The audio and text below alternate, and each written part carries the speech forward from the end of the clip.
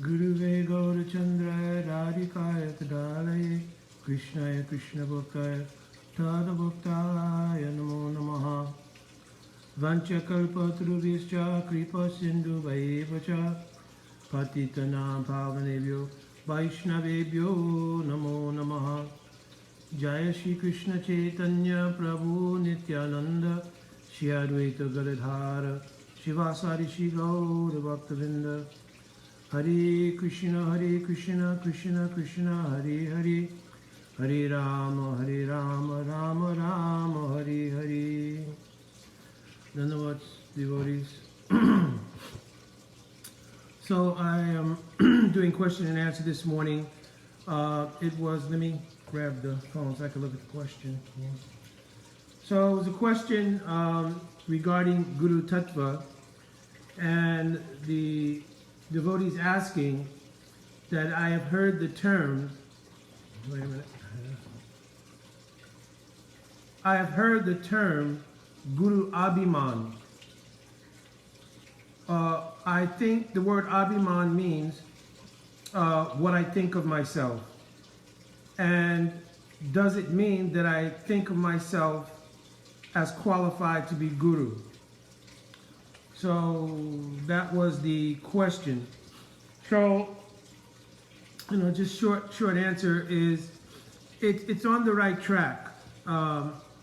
That Guru Abhimana, the Abhimana is a self-conception.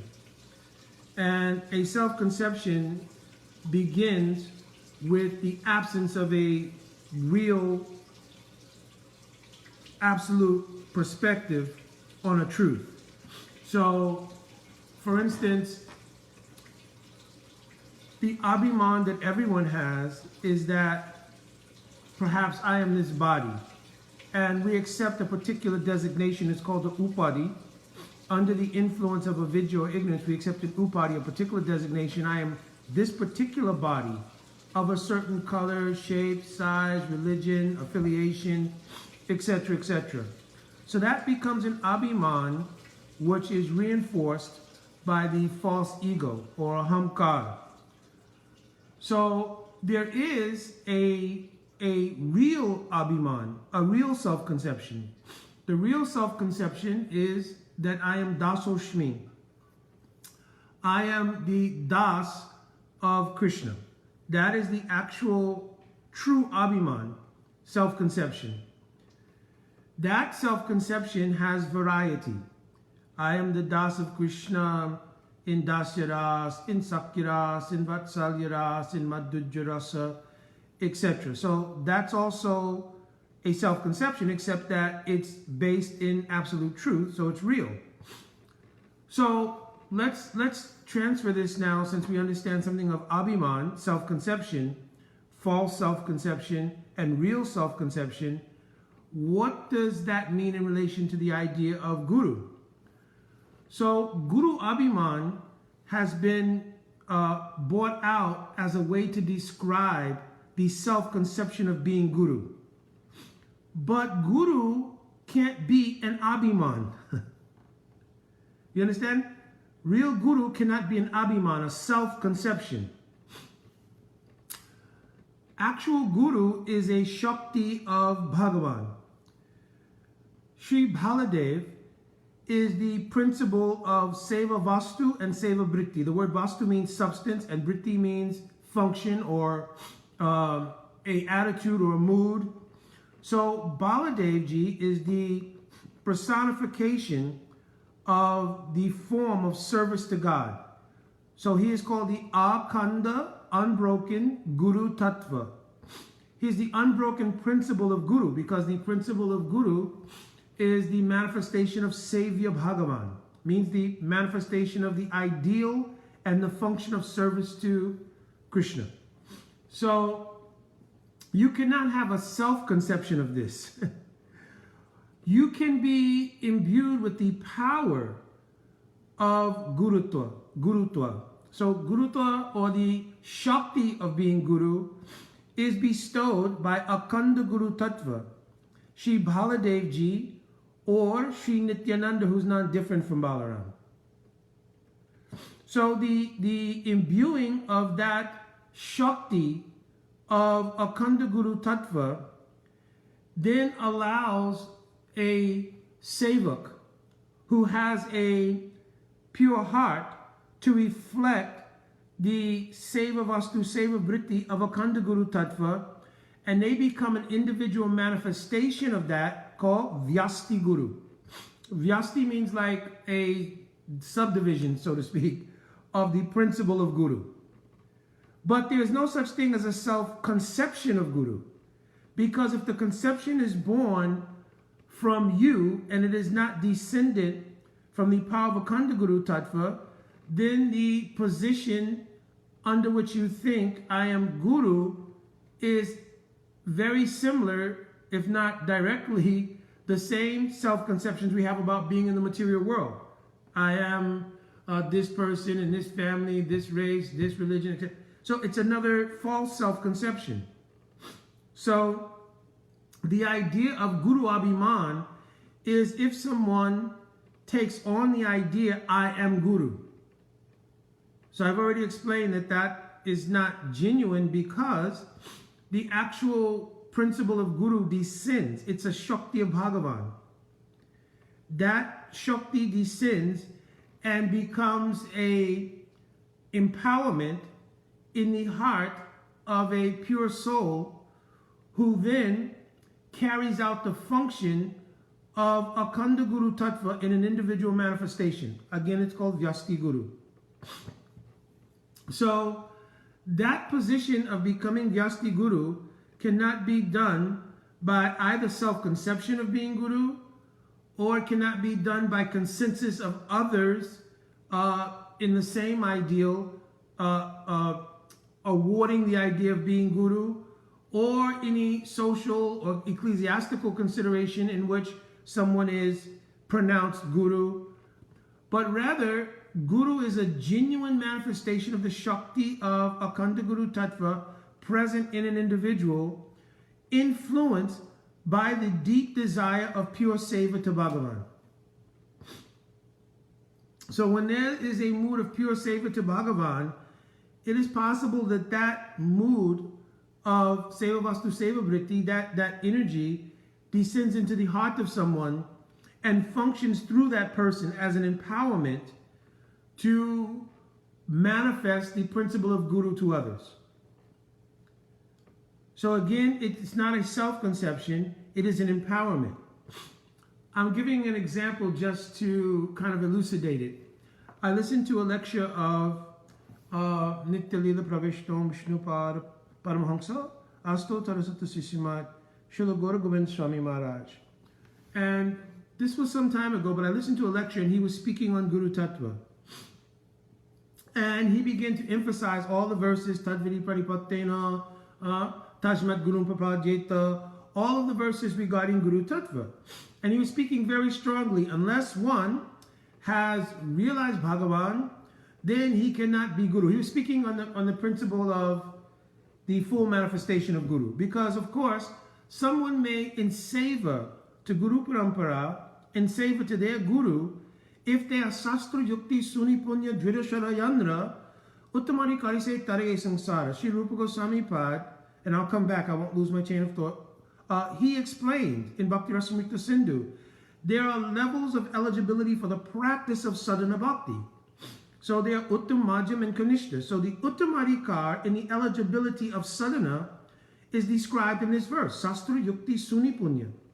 That person who has understood Sastra and the logic or reasoning of Sastra, and Dridashara Yandra has fixed faith, not wavering faith, not pliable faith, fixed faith in service to Guru and Krishna, then that person in eligibility to practice bhakti is considered uttam. And it says, Uttamari Karise Tare Sangsara. They may also help others to get free from the cycle of samsara. So that person may function as the principle of Guru in helping others by illuminating the path of sadhana bhakti. You understand? But other descriptions of those who are Uttam Bhagavat. Uttam Bhagavat means that they are completely self-realized souls Those self-realized souls may come to the platform of Madhyam Bhagavat, because we're kind of going off our track here, but those who are Uttam Bhagavat, who see every single thing in relation to Krishna, may not, because of their absorption in Antradasa, means their internal mood, may not be able to see the distinctions of who's Krishna conscious, who's not Krishna conscious, etc., etc. Right? Because Bhagavat Bhavam Atmanaha, they're absorbed in their own bhav. So those who perform the function of Guru normally will come to the platform of Madhyam Bhagavat. Ishwari Tara Dineshu, Balisheshu, Trisatyacha, Prema Maitri Kripa Upeksha Sakaroti Samadhyama. So here in the 11th canto, Madhyam Bhagavat is described. They have praying for Bhagavan, right? And they have Maitri for other Vaishnavas. And they have Kripa for those who are innocent persons, and they may show Upeksha or neglect to those who are blasphemous, envious, etc., etc. Right? So in this way, they are able, via the platform of Madhyam Bhagavat, to carry out naturally the ability to be Guru and to help those who need it, to stay away from those who may be envious or blasphemous or aparadis, and to have proper Vaishnav Maitri with Vaishnavas according to their adhikar, etc., etc. And mostly is praying. They have praying for Bhagavan, right? So this Madhyam Bhagavat is the ideal of the empowerment of the Akhanda Guru Tattva and becomes Vyasti Guru. So I was just making that distinction. So back to the lecture of Srila Gaura Govinda Maharaj. So Srila Gaura Govinda Maharaj was giving a lecture, and he was speaking on the platform of this Madhyam Bhagavat Guru, right, who is empowered and comes down to the position to serve the principle of Akhanda Guru Tattva as Vyasti Guru. And so he's describing all the verses, and if you have not realized, how can you then perform this function and so forth. Long story short, at the end of the class, during questions and answers, some questions came up, and Srila Gaura Govinda Maharaj was answering these questions, and one person asked, well, Gurudev, so because you are self-realized like this kind of Guru, and immediately Srila Gaura Govinda Maharaj, his demeanor changed, his mood somewhat changed, and he said, oh, no, I don't even have a smell of pure bhakti. So immediately in my mind, I started thinking, wait a minute, he just spoke for some 2.5 hours on the fact that real Guru means Upadakshite Ganinas Tattvadarshana, right? All these different verses explaining how Guru is realized soul, etc. But now, when even the thought of his own relationship with that came up, his demeanor changed. No, I don't even have a smell of bhakti. So then the question could arise, well, if you don't have a smell of bhakti, how can you speak about the authority of Guru and realization and so forth and so on? So here's how you understand. Here's the understanding. Yogyata vichare kichunai pai tomara karuna sar. Those who actually have realization of Bhagavan naturally have humility. Right? Paripokena dhanyasha Krishna premacha sanvitanyate. Those who actually have realization of Krishna, they organically and naturally have, born from that realization, a great humility.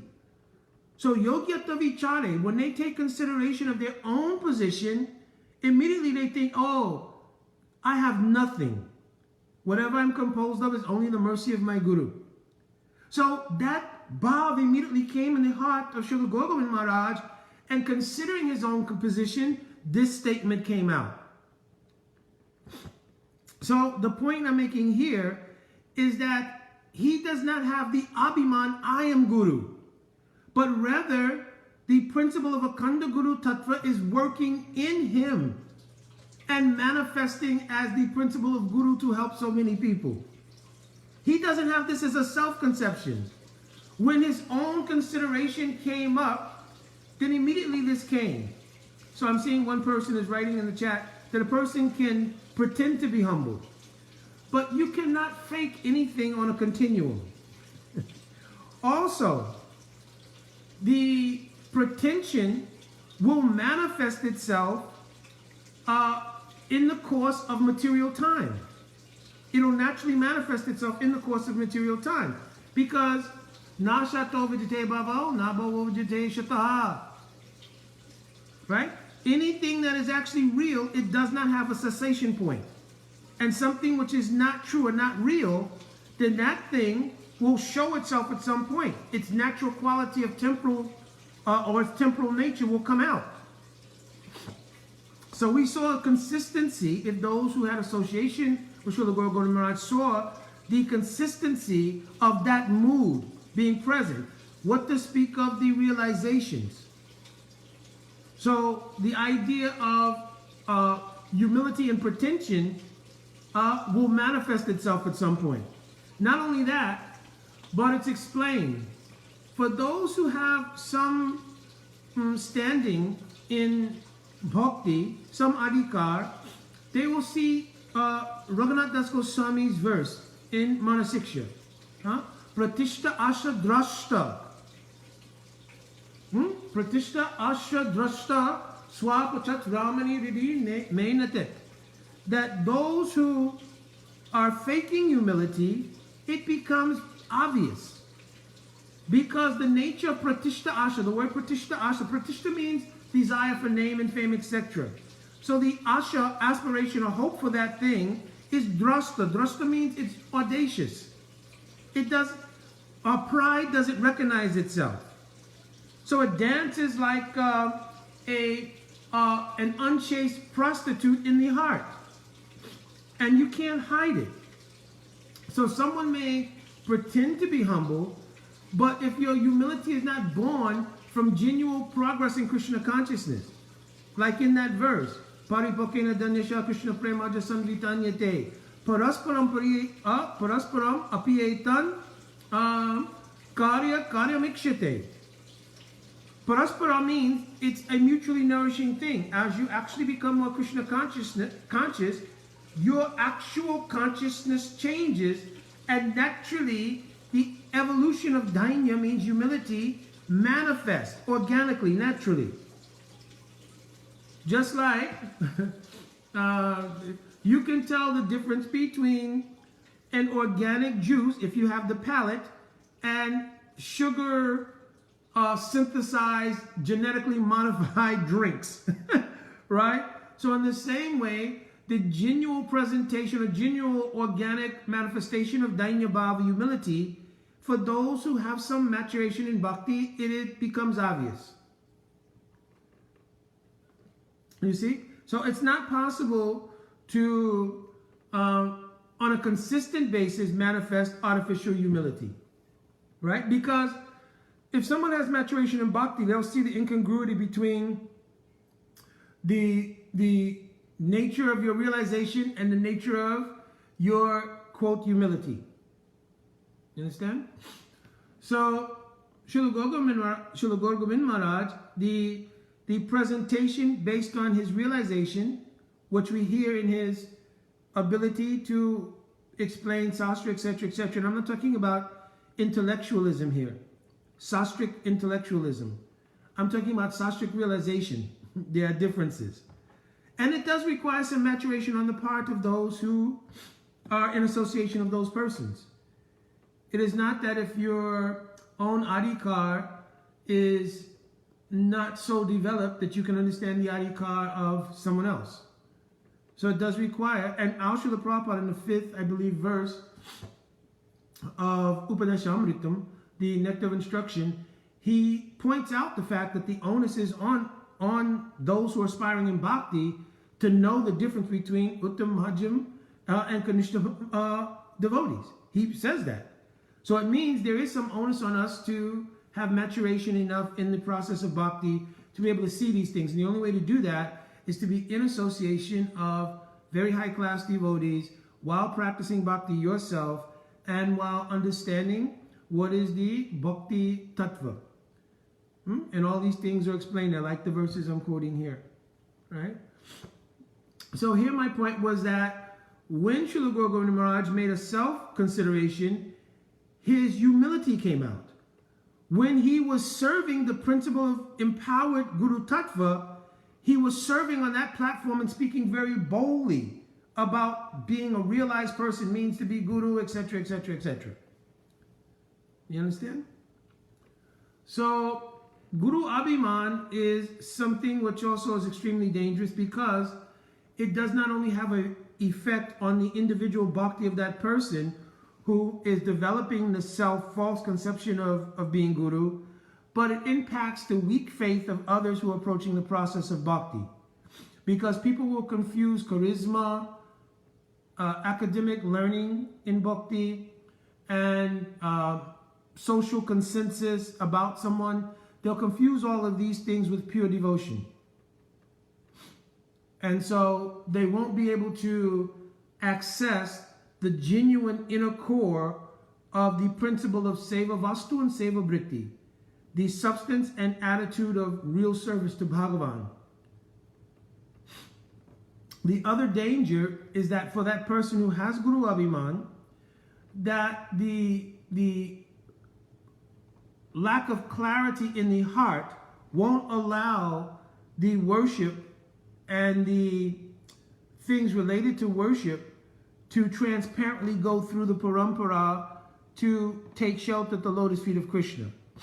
But there'll be some desire which is unrealized by that person in Guru Abhiman of tasting the things which are offered. So it would be equivalent to somebody creating a wonderful bhoga to be offered to Krishna, and they give it to you, and in Guru Abhiman you eat some of the things and then offer that plate to Bhagavan. So it's the same thing. If you have Guru Abhiman, the love, affection, worship, substantive things like donations, everything else which are given to you in pursuit of the service of Bhagavan, the nature of Guru Abhiman, I already explained, according to Raghunath Das Goswami Pratishthashta Drashta, is very audacious and it doesn't recognize itself. So you're not even conscious that I am tasting these things, Labdha, Puja, Pratishta, etc. I'm tasting these things and they're not directly going to Bhagavan. So I'm offering Bhagavan essentially the remnants of what I've already tasted. And that's a Mahaparad. Therefore you see, after some time, it is the nature of that aparad that catches up to the person, and under the influence of that aparad, they're no longer able to maintain the show of humility, they're no longer able to maintain the false identification with the posture of being representation of Akhanda Guru Tattva, they're no longer able to ward off the features of avidya, and they eventually fall prey to some feature of Maya, right? Now, if that happens, we should not criticize, because in many cases, it was the lack of maturation in bhakti in the very beginning that allowed the influence of Guru Abhiman to come. So it wasn't always somebody was evil and they had an evil plan. And so sometimes we also, if somebody does, have Guru Abhiman, they take the position of Guru and something happens, we are very right to criticize them and be angry, everything else, but we shouldn't. We should think that person was victimized by one feature of Maya. We all have our struggles. So we should be very mindful, what is my struggle with Maya? And let me deal with that. Because that also will generate humility in the heart. I also have some struggle. What is my struggle? Let me focus on that thing. But I understand by Tattva Siddhant, what is this Guru Abhiman? How that plagued this person, and in a public way, their struggle became known, and its cause, Guru Abhiman, the aparad that's inherent in Guru Abhiman, right, manifested this particular circumstance, right?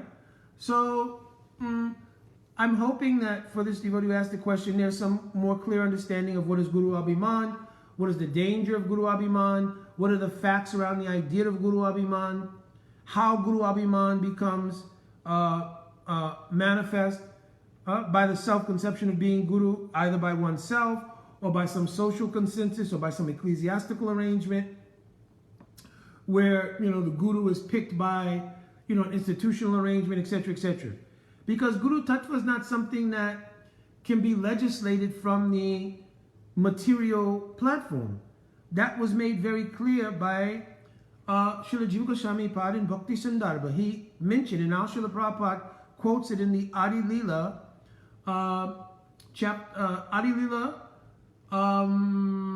chapter 1, text 35, I believe it is. Srila Prabhupada quotes there that Jiva Goswami is mentioned in Bhakti Sandarbha that one should not accept Guru on the basis of social, hereditary, customary, or ecclesiastical considerations. So, Jiva Goswami has mentioned that Guru should be accepted on the basis of sastric consideration only.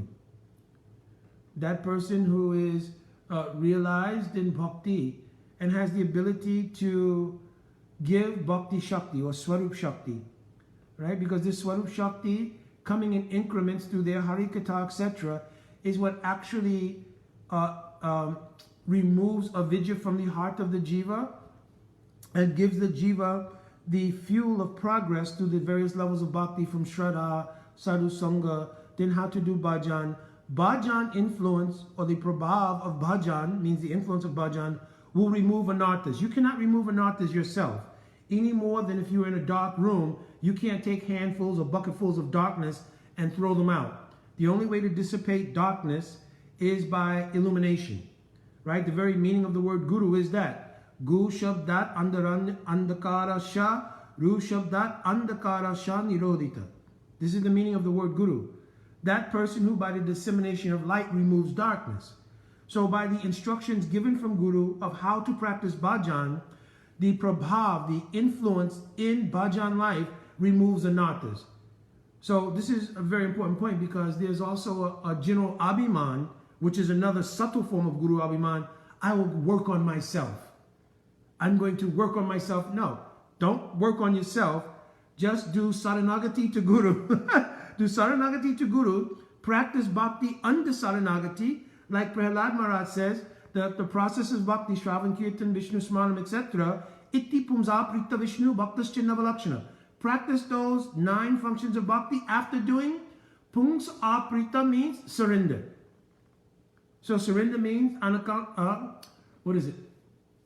Anukulasya sankalpa pratikulasya vivajana. Accepting what is favorable, rejecting what is unfavorable, etc. Rakshashiti, Goptravevaranam tata, Atmanikshepa kalpanya. These are all the elements of saranagati. So do that, practice the elements of bhakti, and ignorance and darkness will be dissipated by the prabhav influence of doing bhakti while being surrendered. And then nishta will come. Nishta, nischalaya, yashaha iti nishta. Nishta means, nischalaya means the fluctuation of your consciousness will stop. So in other words, should I do sense gratification, should I not do sense gratification, this thing, that will stop. And then the chitta, your consciousness will become very placid, very clean, very nice. And there, when you hear harikatha from Guru, now the sweetness inherent in the harikatha, which is imbued with Swarup Shakti, that will come on the heart. Tat tat bhava adi madhire shuti dirapekshate. Nasa sasana yuktingscha tal lobat utpatti lakshanam. So once that comes onto the heart, utpatti lakshanam of lob, the quality of the uprising of greed in bhakti will come. And from that greed, as you hear more, a specific kind of desire, abhishta, will manifest in your consciousness of a desire to serve. Tasya tadrasa surakaraka bhasha sumala sita hridaya spatikamani. Spatikamani means a crystal. Your heart will become like a crystal. And it will reflect surakaraka bhasa, a particular mood of an eternal associate in the spiritual world who's serving Krishna in a particular way. So at the stage of ruchi, when this greed arises, it opens up the abhista, desire for a particular type of mood of service. And then the chitta is prepared for that because it is nishta. It is fixed. It's not vacillating and oscillating by the influence of material energy. So now that descends onto the heart and one becomes absorbed in that. This creates the stage called asakti. And in the stage of asakti is as far as you can endeavor. I've given everything. So now I'm just awaiting the creeper of Bhagavan and Guru to manifest the reality I desire. Because your heart cannot go any further than that. Right? Your aspiration in a Shakti becomes, oh, if I do not obtain my Gati, means my goal, I will give up my life. I have nothing to live for if I can't obtain this service to Radha and Krishna. At that time, when Krishna, Radhika, Guru, they take mercy at that time, Sudha Sattva Viseshatma Prem Suyangsa Samyabha Ruchi Bis Chitta Maslinya. So Ruchi Bis means various kinds of taste that you've been aspiring for. It descends in the heart. Ruchi Bis Chitta Maslinya, and it melts away any remnants of the chitta which are infused with any mundane self-conceptions, right?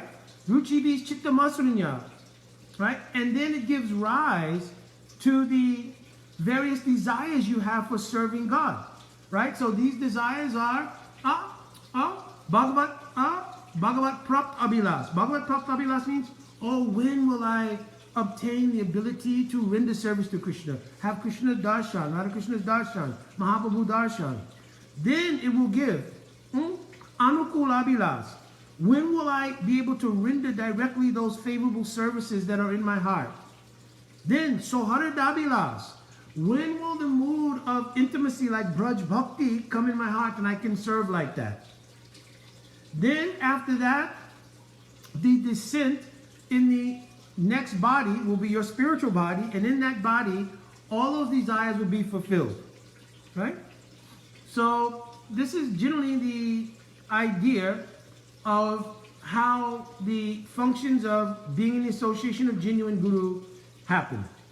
All the way from Shraddha, all the way up to Bhav. And then in Bhav, you'll practice Seva Sarika Rupena, Siddha Rupena Chatrahi, Tad Bhavalapsana Kara, Raja Lokanusarta. Then you'll practice according to having realized your internal spiritual identity, and at the same time continuing to practice as a sadhaka in this world. Then afterwards you'll take birth wherever Krishna is performing his Leela within the universe. At that time, praying will actually fully descend in the body. Narada Muni described this in the first canto of Bhagavatam. Prayujamani mai tuam sudim bhagavatim tanum. So he says, once I gave up my body, parabdha karma nirvano anyapatat panchabodhika, all of my material karmas, parabdha karma, all was done, then anyapatat panchabodhika, the body of 5 elements completely fell away, and prayujamani mai tuam sudim bhagavatim tanum. I received the spiritual body and completely had, prayuj is translated as was awarded.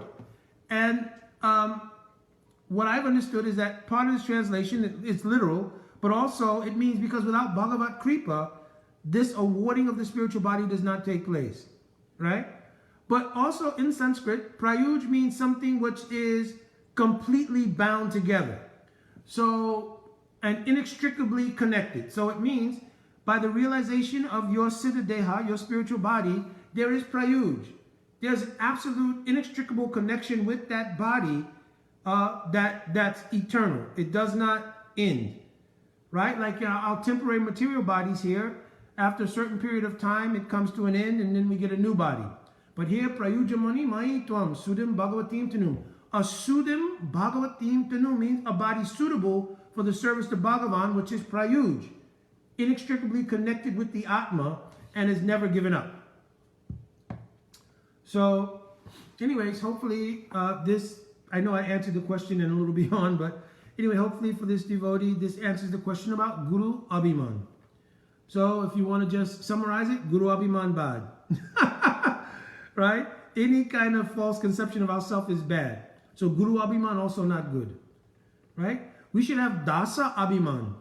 I am the Das of Krishna. And if it is required, and if there is proper adhikar, then the descent of the Akhanda Guru Tattva Shakti will enter the heart and will naturally manifest the principle of Vyasti Guru in a person. Then that person is considered Sakshat Hari Dvaina Shamasta Shastri. According to all Sastra, Sakshat Hari Tva, They are directly like Hari, meaning they are directly like Akhanda Guru Tattva Baladev, because they are reflecting directly the principle of Seva Vastu, Seva Vritti.